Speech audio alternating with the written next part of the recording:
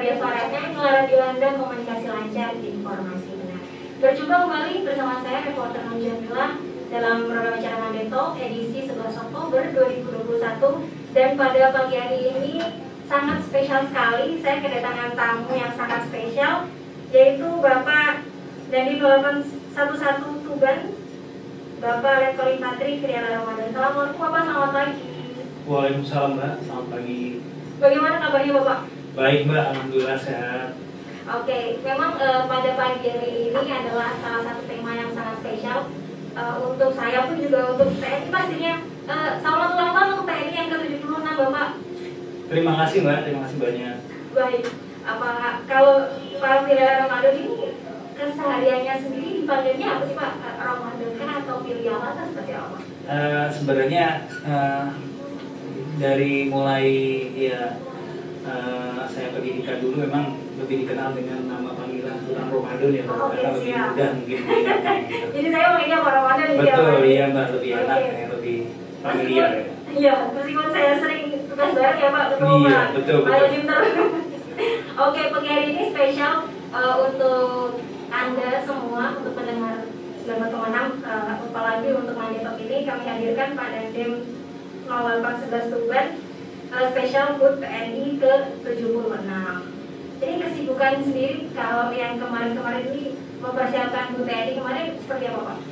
Untuk HUT kali ini kita sebenarnya TNI di seluruh Indonesia ini tidak hanya Kodim 0811 Tuban, sebenarnya tidak ada yang spesial Mbak, karena memang sudah sejak 2 tahun terakhir ini kita semua fokus dalam menghadapi pandemi COVID-19, sehingga tidak ada persiapan yang lebih memerlukan waktu khusus lah dalam rangka menyambut HUT TNI yang ke-76 ini. Biasa-biasa aja Mbak sebenarnya, tapi kita tidak lupa kita mengajarkan acara syukuran setelahnya, kemudian kita berdoa bersama, dan selebihnya tidak ada acara seremonial Mbak, karena memang kita seperti yang saya bilang tadi, kita fokus dalam rangka penanganan COVID-19 di seluruh Indonesia.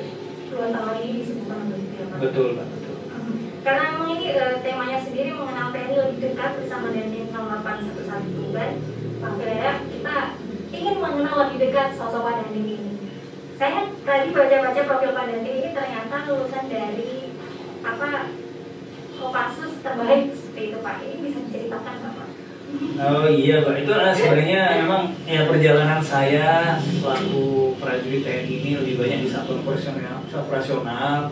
Nah, memang saya dilahirkan di Korps Baret Merah atau orang lebih mengenal dengan Kopassus.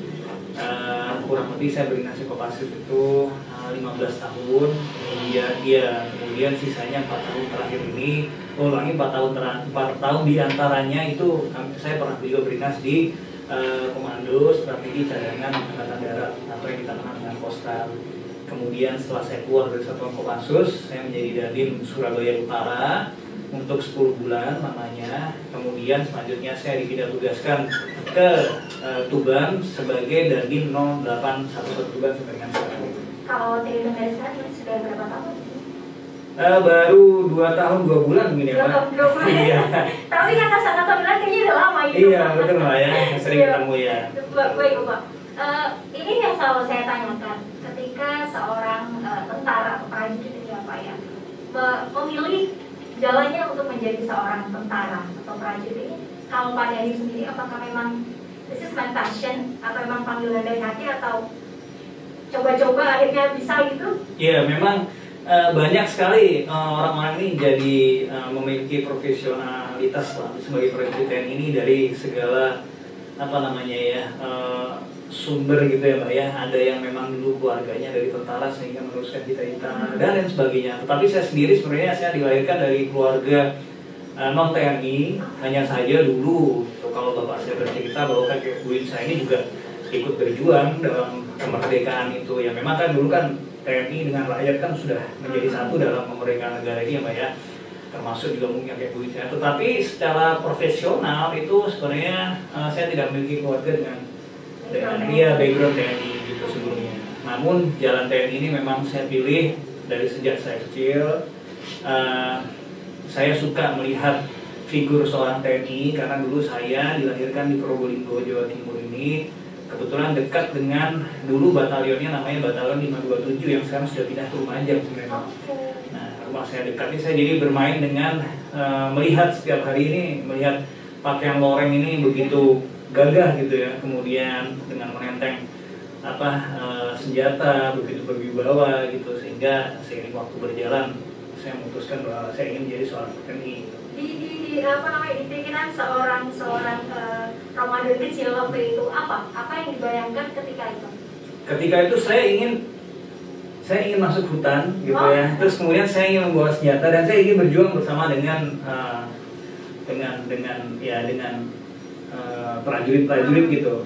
Tapi memang banyak yang menebalkan saya pada saat itu. Memang dulu saya kecil tuh ingat saya melihat film-film banyak sekali film tentara ya Pak ya. Bagaimana mereka berjuang, kemudian memiliki segala jenis alutsistanya ya, kemudian helikopter, segala senjata yang cukup bagi seorang laki-laki kecil itu kan dulu sangat luar biasa. Iya betul. Begitulah kira-kira yang saya putuskan. Umur berapa Pak? Aduh, saya mungkin sekitar umur 7 mungkin lah ya, 7, 8, 9 gitu. Bahkan dulu saya kecil, karena saya sering sekali bermain dengan, kalau kita bilang dulu kan waktu kita kecil kan tentara gitu ya. Jadi bapak saya dulu, saya punya panggilan kecil dulu dipanggil sama saya tuh kapten gitu. Kapten gitu dipanggilnya. Kayaknya udah. Iya betul Mbak. Tetapi walaupun seiring waktu saya berjalan SMP, SMA gitu ya, masuki masa remaja itu sempat tidak terpikirlah ke tentara, tetapi di saat yang di akhir kita memilih untuk kuliah atau kita menjadi seorang prajurit TNI, itu kembali terngiang bahwa muncul kembali keinginan saya bahwa saya bulat ingin masuk dan bergabung menantikan diri di TNI. Gitu. Apa yang memantik itu?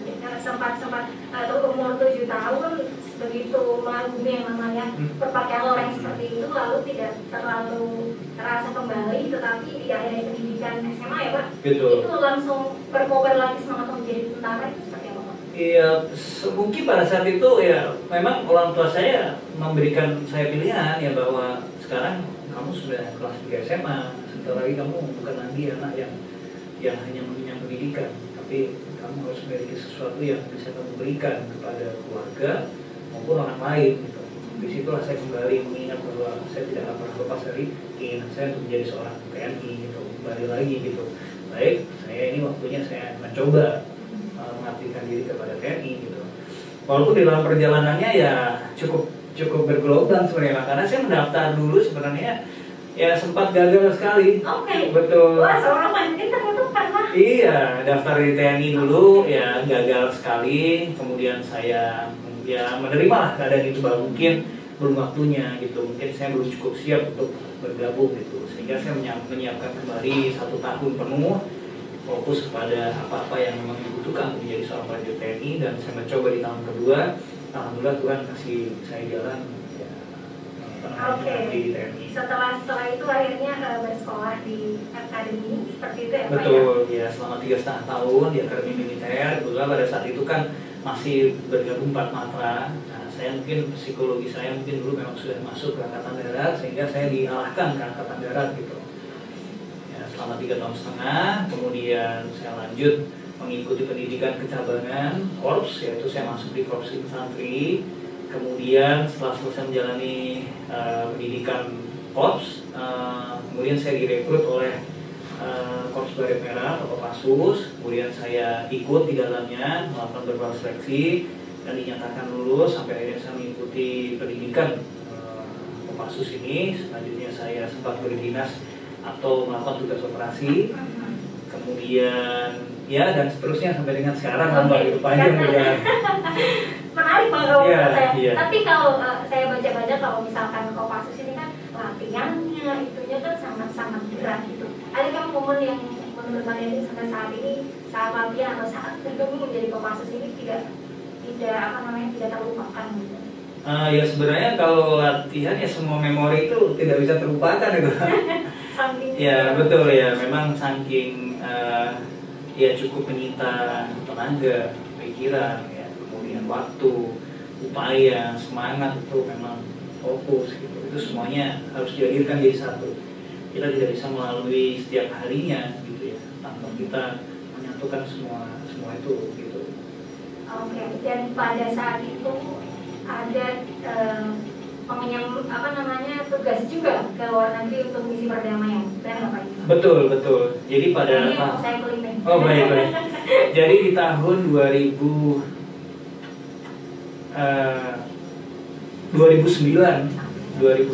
pada saat itu ada memang seleksi untuk melakukan penugasan bergabung dengan UN atau PBB ya Pak ya. Yaitu waktu itu masa setelah di tahun 2006 terjadi perang besar antara Israel dengan Lebanon. Pada saat itu di tahun 2006 perselisihan lama itu tentang perbatasan ya. Kemudian menjadi krusial situasinya, banyak memakan korban dari masyarakat sipil sehingga pada saat itu PBB masuk di tahun 2006. Kemudian saya berangkat di satuan tugas ketiga di tahun 2009-2010 pada saat itu. Apa perasaan kalian saat itu?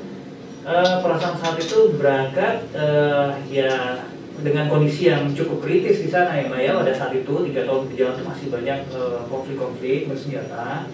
Tetapi kan ya kita memahami betul tugas-tugas UN itu yang harus kita pegang. Kita tidak boleh berpihak, imparsial gitu ya Pak. Sehingga kita bisa menjalankan tugas dengan baik. Pada saat itu yang ada dalam pikiran saya fokus untuk memahami betul tugas-tugas pokok apa yang memang sudah ditugaskan oleh UN kepada Satuan Tugas Indonesia untuk berangkat ke sana gitu. Ada momen yang mungkin masih tidak terlupakan saat tugas di sana? Banyak Mbak, banyak. Jadi beberapa kali, ada 2 kali sih kita masuk ke dalam momen krusial di mana pada saat itu terjadi pecah pertempuran bersenjata cukup lama sehingga kita harus tinggal di shelter atau pelindungan gitu ya. Pelindungan ini dibuat memang khusus oleh base camp UN ini untuk menahan peluru dengan kaliber besar gitu. Nah kita tinggal di sana itu mulai dari jam 8 malam, kita keluar itu jam 3 pagi dengan kondisi yang pada saat itu musim dingin gitu. Jadi kita semua kedinginan di dalam shelter, tapi kita bertahan karena itu memang prosedurnya, kita tidak terlibat gitu. Nah kemudian diadakan diplomasi, masuklah UN ini ke tengah-tengah itu sampai akhirnya diyakini bahwa dilakukan lagi gencatan senjata lah gitu. Jadi selalu seperti itu Mbak, jadi memang pada saat itu momen-momen itu. Jadi pokoknya momen-momen krusial. Iya betul. Pecah perang. Betul. Kita waktu itu dinilai betul oleh kedua belah pihak, baik oleh Israel maupun oleh Lebanon bahwa semua, tidak hanya Indonesia ya Pak, yang sana kan dari negara-negara lain juga bergabung. Kita semua yang berangkat dari PBB ini, dari Satgas UN ini, dari negara manapun itu dinilai oleh mereka gitu. Tidak sedikit dari negara-negara lain yang dinilai oleh Lebanon dan maupun Israel itu mereka parsial, memihak gitu. Oh ini kok kayaknya memihak ke Lebanon, oh ini kayaknya memihak ke Israel gitu, dari dua belah pihak lah gitu. Tetapi alhamdulillah Indonesia predikatnya cukup baik di mata kedua negara yang bertikai ini. Kita mampu menjalankan tugas-tugas yang sesuai dengan yang sudah ditetapkan oleh UN pada saat itu, sehingga terjadilah beberapa tahun ke depan, itu sekitar 5 tahun setelah saya itu, penambahan yang begitu signifikan prajurit Indonesia di luar negeri pada saat itu. Sampai dengan Indonesia pernah di masa pemerintah Pak Susilo Bambang Yudhoyono itu kita mencapai negara dengan mengirim pasukan UN terbanyak gitu. Itu tidak lepas dari kepercayaan dari UN sendiri ya, betul tersebar di seluruh dunia lah. Oke. Baik, kayaknya kita harus istirahat dulu ya Pak ya. Kita boleh dulu. Baik. Beberapa saat kita dengarkan satu buah lagu dulu. Masih bersama Pak Daniel pastinya. Adapun juga kalau mau bergabung bersama kami bisa di 0821 4329 3559 atau langsung bisa lewat di 0356 327 590 kalau mau ngobrol langsung sama Pak Daniel. Tapi sebelumnya kita break dulu sejenak, kita dengarkan satu buah lagu dulu dari Derek. Saya tahu ketika Pak Daniel kemarin tidak selesai ketugas, beberapa bulan kemudian langsung ada pandemi ini. Jadi benar-benar 2 tahun lebih ini difokuskan untuk penanganan pandemi yang cukup menguras tenaga pastinya. Kalau dari kacamata media industri sampai sekarang ini bagaimana penanganan kita? Bagaimana kasus pandemi di Kabupaten Tuban hingga akhirnya sekarang itu juga alhamdulillah sih ya, untuk vaksinasi pun juga angka kematian lalu kasus positif fluktuasinya pun juga sangat menurut ini seperti apa? Betul Mbak, memang kalau saya nilai memang dari hasil secara umum dari 38 kabupaten dan kota di Jawa Timur ini, Tuban ini memiliki pola kerjasama ya. Kalau saya bilang pola penanganannya sama, semua sama, caranya sudah mengerti, kita pun saling sharing, dan kemudian beberapa trik dan tekniknya pun dari lembaga kesehatan mulai dari Kemenkes sampai dengan ke bawah itu sudah diberitahu gitu. Sebenarnya poinnya hanya itu saja menghadapi COVID ini sebenarnya, tetapi ini semua sangat tergantung dengan keseriusan kita dalam penanganan gitu. Namanya kita keseriusan itu berangkat dari pemerintah daerahnya, tidak berangkat dari TNI-nya, tidak berangkat dari Polri-nya, tapi kesatuan, kesamaan upaya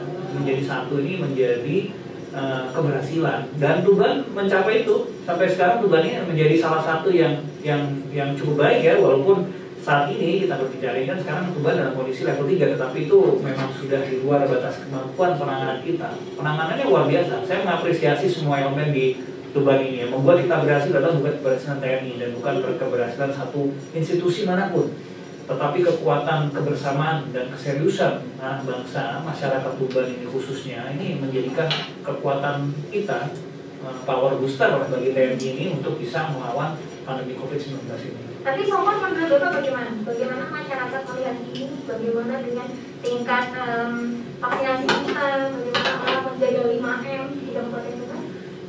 Sebenarnya secara umum Kabupaten Tuban ini cukup patuh ya. Jadi dengan aturan baik itu turun dari pusat maupun surat edaran yang dilakukan atau diberikan oleh Mas Bupati ini cukup patuh secara umum ya Mbak ya. Tetapi walaupun demikian ada beberapa masyarakat kita yang terutama di daerah pelosok ini masih abai terhadap itu semua. Tetapi itulah salah satu tugas TNI Mbak, kita mendorong mereka, mencerdaskan gitu istilahnya ya, memberikan pemahaman kepada mereka bahwa betapa pentingnya menggunakan masker ini, bahwa COVID ini sekarang sudah nyata dan ada. Penanganannya mudah, yaitu disiplin diri. Imunitasnya yang paling baik adalah imunitas disiplin. Tapi saya yakin bahwa tahun ini sudah keliling ke seluruh kecamatan pastinya, dan kemarin pun juga seluruh setiap adanya vaksinasi selalu pada diri juga selalu memberi arahan di situ. Apa yang perlu lagi ditekankan untuk masyarakat, apalagi kemarin ini kalau kita tahu bahwasanya beberapa kecamatan di desa pun juga ada beberapa yang mau, ada yang belum mau divaksinasi. Banyaknya hoax juga mempengaruhi mereka, apalagi untuk lansia. Pak Dede tahu sendiri capaian kita juga masih sangat sedikit untuk lansia. Menurut Pak Dede seperti apa? Betul Mbak, memang capaian lansia kita kan ini masih di bawah 20% ya secara umum ya. Nah tetapi memang ya banyak faktornya Mbak sebenarnya. Jadi keterjangkauan vaksin itu sendiri gitu ya. Tetapi ini sudah diambil antisipasi langkah-langkah oleh Badan Usaha kita bersama dengan unsur Puspika di bawah ya, dengan Kamtibmas, dengan perangkat desa. Kita sudah mendatangi satu persatu. Tetapi kan namanya mendatangi ini butuh waktu yang cukup panjang gitu ya.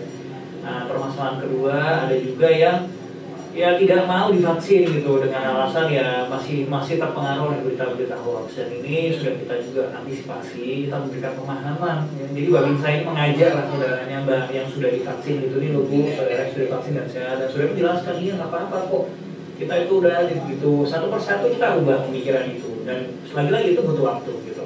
Itu semua upaya kita lakukan Mbak untuk mempercepat ya vaksinasi ini. Tapi secara umum pendisiplinan dan lain sebagainya ya naik dan turun ya, ups and down atau kita bilang gitu.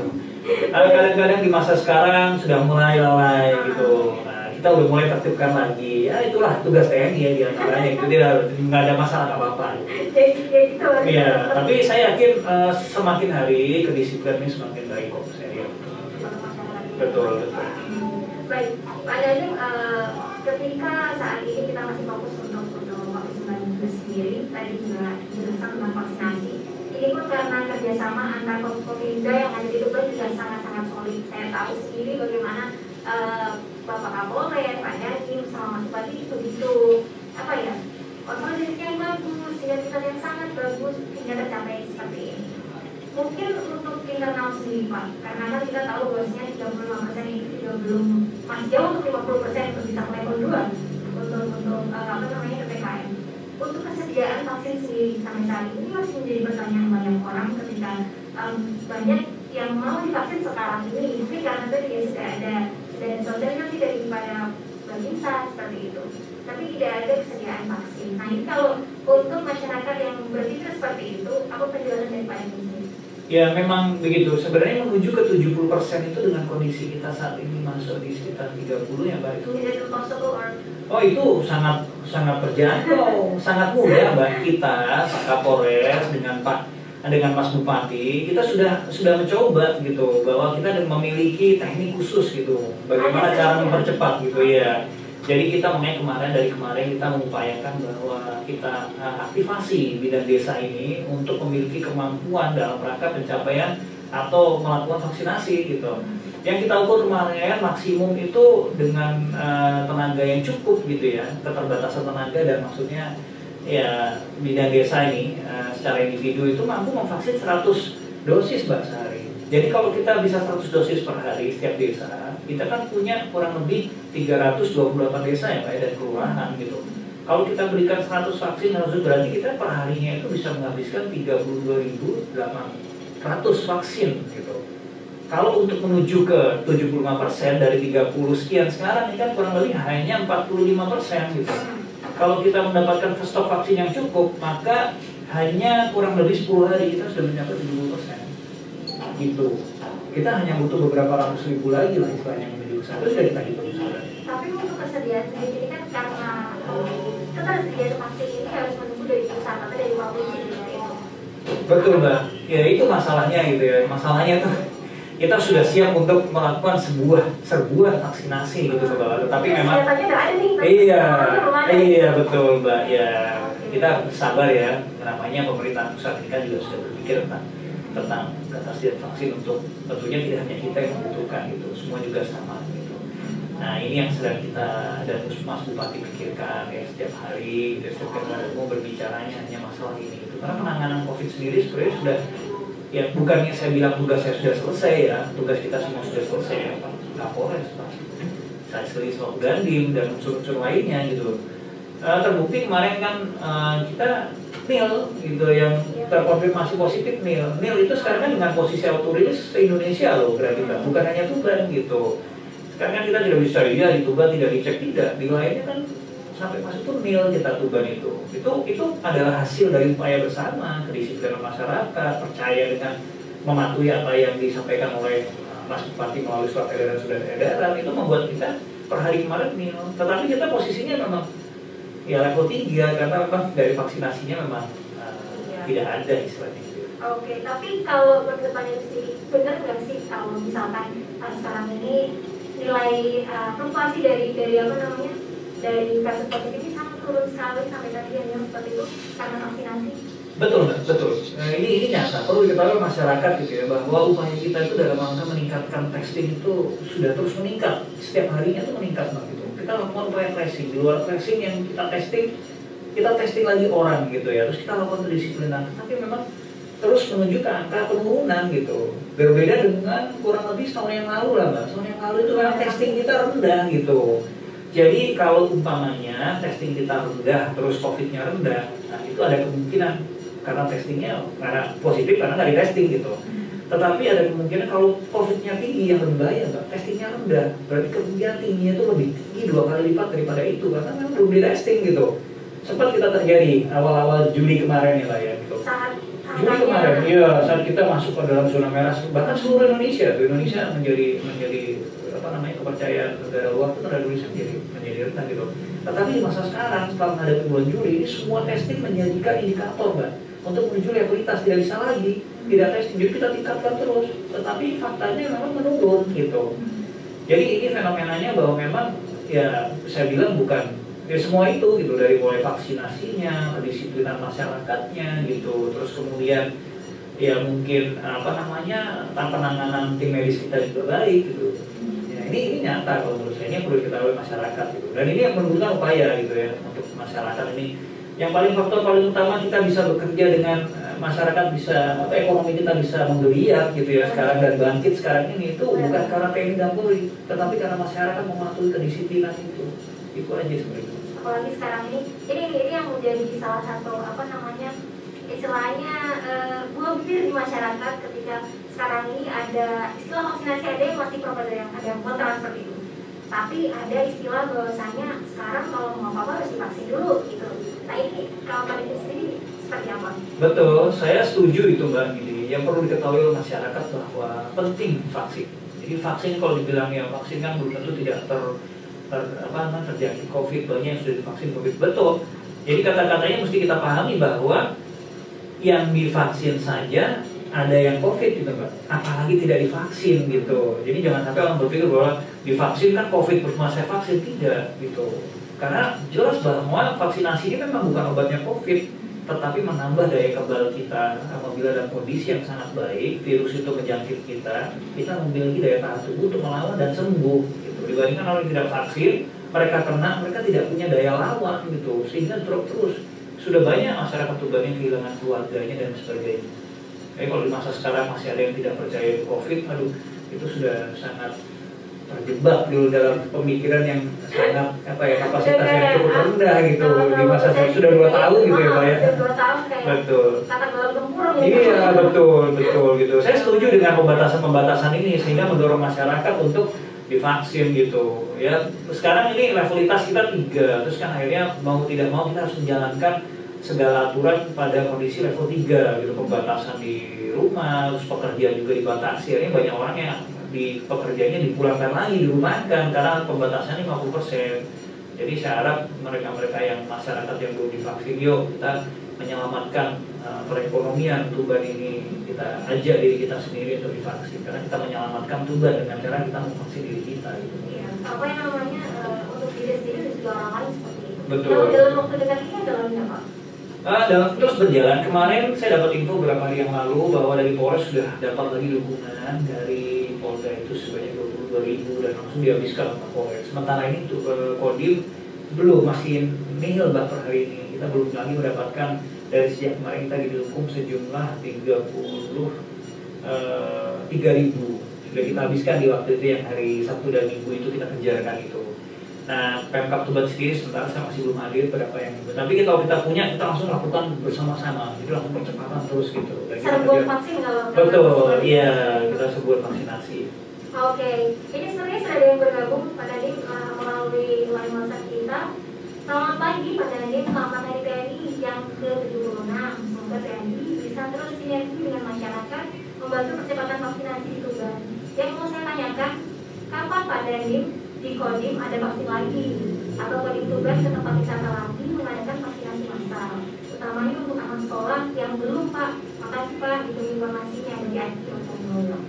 Baik, terima kasih dari siapa tadi? Mas Adi di Romo. Mas Adi, terima kasih banyak. Ya memang pada fase sekarang ini kita melihat bahwa memang dari awal kan kita melaksanakan vaksinasi terpusat ya Mbak ya, banyak sekali kita laksanakan di Palang, di pantai Kelapa, kemudian juga kita pernah melakukan beberapa kali dengan jumlah yang cukup banyak itu di Kodim gitu ya, dan di beberapa tempat lainnya.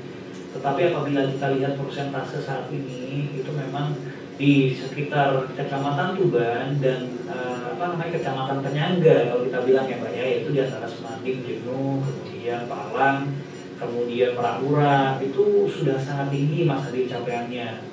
Jadi kita lihat dalam persentase itu bahkan per kecamatan ini sudah mencapai 70% lebih Mbak.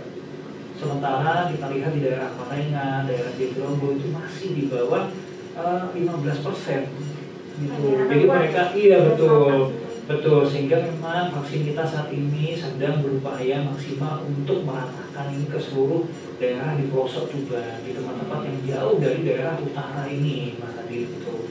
Sehingga memang kita harus mengejar mereka. Kan mereka kemarin juga pada saat pengambil vaksin itu pernah masuk juga dalam berita bahwa ada seorang bapak yang rela itu berangkat 45 menit gitu ya subuh untuk menuju ke Tuban dari Jatirogo gitu.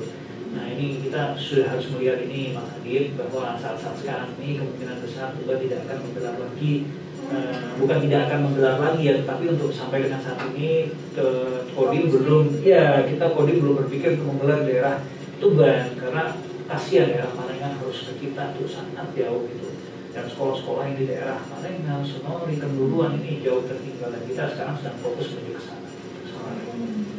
Ya Pak tadi kemudian kalau apa yang ditanyakan sudah terjawab. Ada lagi nih kalau ini pengucapan selamat Pak dari Bu Eli di WK3 Romogodo. Ya dari TNI dari Bu Eli katanya seperti itu Pak. Oke, karena ini masih suasana HUT TNI yang ke-76 Pak. Program-program yang dilakukan TNI sendiri pastinya ada beberapa yang dilakukan ya Pak ya pastinya sampai saat ini, termasuk tadi untuk penanganan COVID-19. Ada program lain yang menjadi istilahnya fokus TNI spesialnya untuk Kodim 0811 ini? Betul Mbak, kita dari awal masuk saya ke sini, saya coba mempelajari apa sebenarnya yang perlu dorongan dari TNI ini dalam rangka untuk istilahnya membangkitkan atau mempercepat proses pembangunan di Kabupaten Tuban. Karena perlu diketahui bahwa TNI memiliki tugas pokok sesuai dengan Undang-Undang nomor 234 tahun 2004 pasal 7 ayat 1, yaitu tentang tugas TNI pada masa damai atau operasi militer setempat. Salah satu tugas pokoknya yang termaktub dalam undang-undang itu adalah membantu percepatan pembangunan daerah pada katanya. Sehingga pertama kali kita masuk sini, dulu kita coba memetakan kira-kira apa sih pokok permasalahan di Kabupaten Tuban ini. Walaupun selama perjalanannya benar tadi yang Pak bilang, selama saya kurang lebih 6 bulan masuk datanglah pandemi COVID ini. Tapi saya selaku Komandan Kodim tidak mau bahwa TNI atau Kodim 0811 Tuban ini terpaku sehingga kita tidak bisa bergerak untuk melakukan penanganan lainnya yang terlalu pada COVID, tidak Pak. Kita selama ini juga sudah memetakan bahwa sebenarnya ada 3 permasalahan di Kabupaten Tuban ini yang TNI ini bisa hadir di dalamnya. Dari sekian banyak permasalahan tentunya, tetapi memang ini adalah ranah-ranah yang memang TNI hadir di Tuban ini adalah untuk membantu hal ini gitu. Yang pertama adalah bahwa pandemi COVID-19 ini sendiri Mbak, itu kita turun di bawah dalam rangka untuk menekan terus pandemi COVID-19. Yang kedua, saya mengetahui bahwa pertama kali saya masuk ini memang bahwa Tuban ini menjadi salah satu kabupaten dengan tingkat kemiskinan itu nomor 7 paling bawah ya Mbak di Jawa Timur. Dan bahkan setelah pandemi ini di evaluasi tahun 2020, Tuban mengevaluasi kita turun lagi menjadi 5 terbawah gitu, termiskin, maksudnya masih banyak penduduk miskin di Jawa Timur gitu. Nah, saya lihat bahwa ini menjadi poin keduanya. Yang ketiga sendiri, selama saya di sini Mbak, alhamdulillah saya masuk itu dulu pasca akhir-akhir kekeringan panjang 2 tahun lamanya Mbak, dari 2018 ke 2019. Hujan pada saat itu hanya hadir 3 kali dihitung dalam 2 tahun. Sehingga waktu itu saya masuk itu mengalami permasalahan kekeringan yang berkepanjangan. Jadi tidak tersedianya air bersih gitu, kemudian juga kebakaran hutan di mana-mana, apalagi 16% Mbak dari luas wilayah Tuban ini adalah wilayah perhutani gitu. Sehingga semua tanaman jati ini menjadi permasalahan buat kita gitu pada saat itu tuh, kebakaran di mana-mana. Nah, 3 permasalahan pokok inilah yang kita turun ke bawah dalam rangka untuk menyelesaikan dan membantu pemerintah daerah gitu. Oke, karena ini masih suasana HUT TNI yang ke-76 Pak. Program-program yang dilakukan TNI sendiri pastinya ada beberapa yang dilakukan ya Pak ya pasti sampai saat ini, termasuk tadi untuk penanganan COVID-19. Adakah program lain yang menjadi istilahnya fokus TNI spesialnya untuk Kodim 0811 ini? Betul Mbak, kita dari awal masuk saya ke sini, saya coba mempelajari apa sebenarnya yang perlu dorongan dari TNI ini dalam rangka untuk istilahnya membangkitkan atau mempercepat proses pembangunan di Kabupaten Tuban. Karena perlu diketahui bahwa TNI memiliki tugas pokok sesuai dengan Undang-Undang nomor 234 tahun 2004 pasal 7 ayat 1, itu tentang tugas TNI pada masa damai atau operasi militer setempat. Salah satu tugas pokoknya yang termaktub dalam undang-undang itu adalah membantu percepatan pembangunan daerah kata-kata. Sehingga pertama kali kita masuk sini, dulu kita coba memetakan kira-kira apa sih pokok permasalahan di Kabupaten Tuban ini. Walaupun selama perjalanannya benar tadi yang Mbak bilang, selama saya kurang lebih 6 bulan masuk datanglah pandemi COVID ini. Tapi saya selaku Komandan Kodim tidak mau bahwa TNI atau Kodim 0811 Tuban ini terpaku sehingga kita tidak bisa bergerak untuk melakukan penanganan lainnya yang terlalu pada COVID, tidak Mbak. Kita selama ini juga sudah memetakan bahwa sebenarnya ada 3 permasalahan di Kabupaten Tuban ini yang TNI ini bisa hadir di dalamnya. Dari sekian banyak permasalahan tentunya, tetapi memang ini adalah ranah-ranah yang memang TNI hadir di Tuban ini adalah untuk membantu hal ini gitu. Yang pertama adalah bahwa pandemi COVID-19 ini sendiri Mbak, itu kita turun di bawah dalam rangka untuk menekan terus pandemi COVID-19. Yang kedua, saya mengetahui bahwa pertama kali saya masuk ini memang bahwa Tuban ini menjadi salah satu kabupaten dengan tingkat kemiskinan itu nomor 7 paling bawah ya Mbak di Jawa Timur. Dan bahkan setelah pandemi ini dievaluasi tahun 2020, Pemkab Tuban mengevaluasi kita turun lagi menjadi 5 terbawah gitu, termiskin, maksudnya masih banyak penduduk miskin di Jawa Timur gitu. Nah, saya lihat bahwa ini menjadi poin keduanya.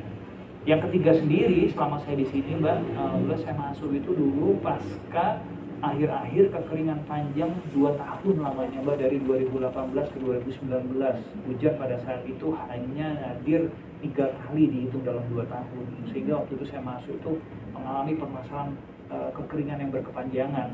Jadi tidak tersedianya air bersih gitu, kemudian juga kebakaran hutan di mana-mana, apalagi 16% Mbak dari luas wilayah Tuban ini adalah wilayah perhutani gitu. Sehingga semua tanaman jati ini menjadi permasalahan buat kita gitu pada saat itu tuh, kebakaran di mana-mana gitu. Nah, 3 permasalahan pokok inilah yang kita turun ke bawah dalam rangka untuk menyelesaikan dan membantu pemerintah daerah gitu untuk mengangkat ini semua. Pandemi COVID-19 tadi sudah kita ceritakan panjang lebar, dan sekarang kita menuju arah ke hal yang positif gitu, perubahan yang cukup baik gitu dalam rangka untuk kembali membangkitkan perekonomian Tuban menjadi dorongan untuk poin kedua yang saya bilang tadi, permasalahan kedua yaitu kemiskinan ini gitu ya. Sehingga di sini saya lihat sebenarnya di Kabupaten Tuban ini kok kayaknya agak ini ya Mbak ya, agak aneh gitu ya. Agak susah gitu kalau kita pandang itu, karena saya tinggal di Tuban ini sudah 2 tahun ini melihat daya beli masyarakat ini tinggi loh Mbak. Gitu. Jadi semua yang terjadi adalah ketika harga makanan di sini mahal, nah, tapi daya belinya terjangkau tetap gitu. Jadi semua orang di Kecamatan Tuban ini prototip saja ya, itu membuka warung Mbak. Tapi tidak ada satupun yang tidak terisi, paling tidak ada orang yang duduk 1-2 orang di situ makan gitu. Jadi semuanya jual, semuanya beli gitu. Nah, yang ketiga ini saya coba untuk melawan. Sebenarnya ini membutuhkan kekuatan, bukan kekuatan Kodim Tuban ya Mbak ya, tapi kekuatan dunia untuk melawan bencana hidrometeorologi ini. Ini yang harus diperhatikan. Kadang-kadang orang abai Mbak, karena kecenderungan orang hidup pada zamannya gitu, tapi dia tidak memikirkan bagaimana besok. Hidrometeorologi ini hasil ulah dari perbuatan kita sendiri manusia ya 10 sampai dengan 15 tahun ke belakang. Setelah saya pelajari bahwa memang di Tuban ini banyak pengembangan industrial ya Pak ya, sehingga yang menghabiskan lahan-lahan hijau, dan ini yang harus direcovery gitu. Sehingga saya langsung mengambil tindakan kemarin di awal tahun itu, saya bertugas itu tahun 2019, kita mencoba menanam Mbak. Kita melakukan reboisasi skala besar. Nah, reboisasi kan hanya menanam, tidak. Kita menanam sesuatu yang berbeda. Kita tidak mau menanam jati, kita mau menanam yang mau merubah alam ini dalam kurun waktu yang sangat cepat. Saya sebenarnya tidak berharap untuk merubah Indonesia gitu Mbak ya, karena ini kan butuh banyak gitu, tetapi paling tidak saya memberikan contoh gitu ya Mbak ya, bahwa dengan menanam ini saya mengambil sebuah tanaman yang memang tingkat penyerapan oksigennya itu tingkat suplai oksigennya itu tinggi dan penyerapan O2-nya tinggi gitu. Sudah di spot mana saja Pak? Sekarang kita ini sudah menanam, kita punya lahan itu sudah 282 hektar bekerja sama dengan unsur pemerintah lainnya, yaitu dengan perhutani, dengan masyarakat yang lahannya itu dan tidak digunakan, maupun lahan TNI sendiri yang kita gunakan gitu Pak. Tapi kita sih belum menanam semuanya, karena kita masih mengejar musim penghujan, kita tidak bisa menanam musim kering Mbak. Lahan yang tersedia sudah 282, tapi yang tertanam saat ini kurang lebih itu saya perkirakan itu ada 120 lebih yang sudah tertanam gitu. Betul Mbak, betul. Dan itu nanti tanaman ini adalah merupakan tanaman balsa Mbak, yang mungkin belum diketahui oleh masyarakat. Tanaman balsa ini adalah jenis fast growing species. Dia bisa diambil manfaatnya dalam waktu 6 tahun maksimal, dan paling cepat 4,5 tahun.